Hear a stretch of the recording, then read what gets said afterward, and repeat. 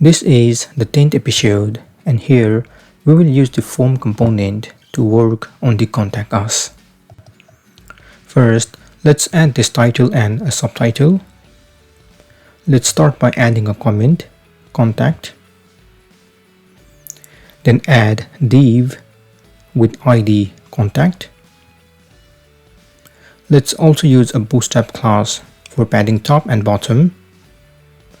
So add py dash some value. I will add 5. Then add another Bootstrap class, container fluid. Then add another div tag with a class title holder.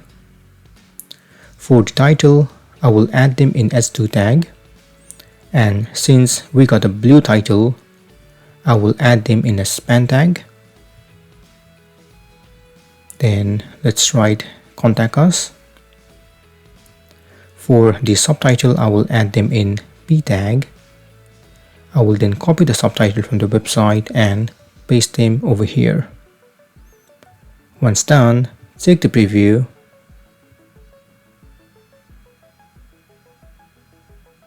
And we can see title and a subtitle. Now let's add this Google Map and contact form. Since they both are added side by side, we will be using a Bootstrap grid. So just after the title holder, add new div with the class row. Then inside this div, add another div with the class call md6.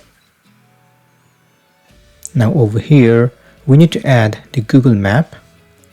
So in the browser, open new tab and search Google Map. You can open the first link. You can then search the desired location.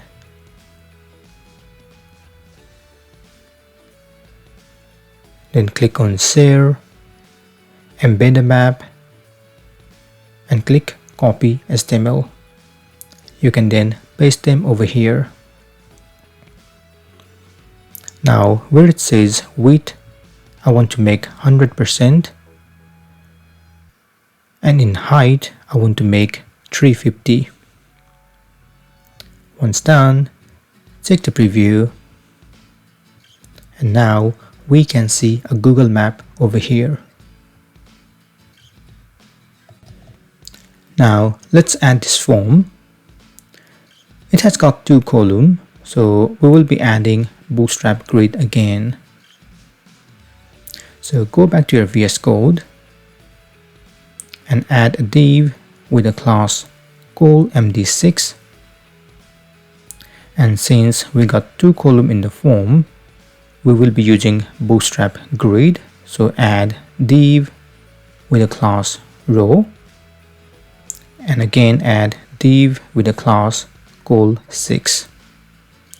Now here we need to add the input text. This would be for the first name. So add input type text. We need a placeholder which is first name, and then we need a Bootstrap class name over here since this is a Bootstrap form. So open Bootstrap, click docs. On the left hand side, under forms, click form control. Then we need to copy this class name form control. So feel free to copy this class name and add them over here. Once done, check the preview. And now we can see our input box over here. Likewise, let's add other input boxes for last name, email, and telephone. So I will simply copy this div and paste it 3 more times.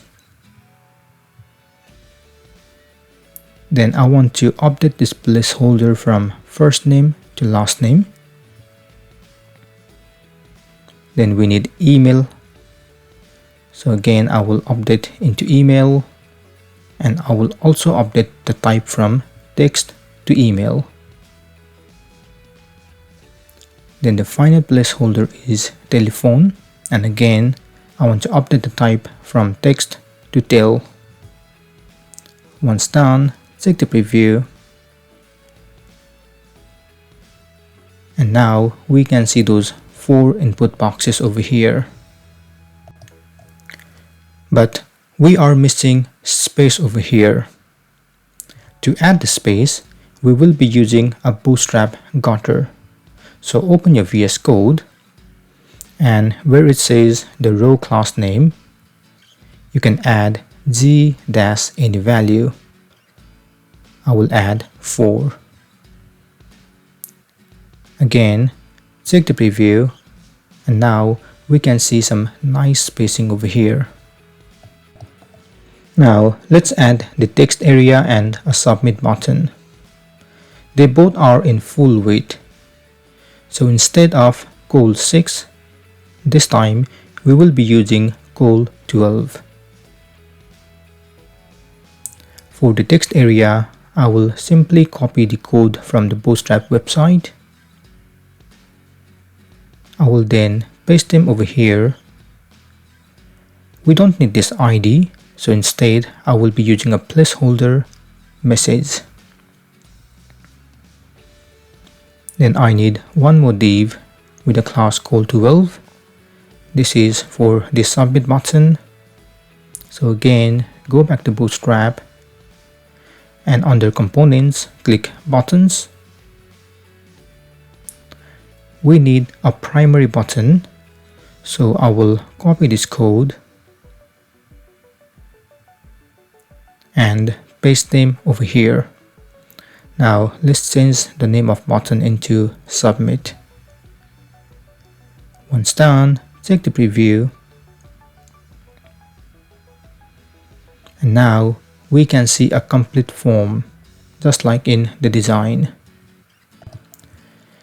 The form currently is not vertically aligned like in the design, so to keep them at the center, we need to use a Bootstrap class name.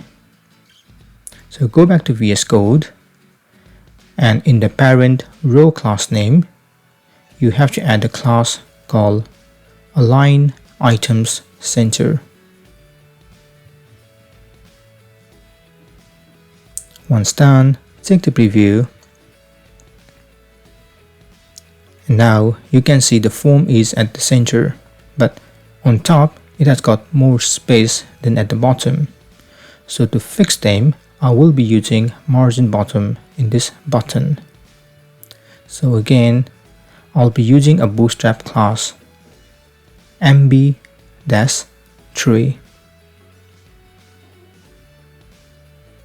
Check the preview, and this time it is looking exactly the same as in the design.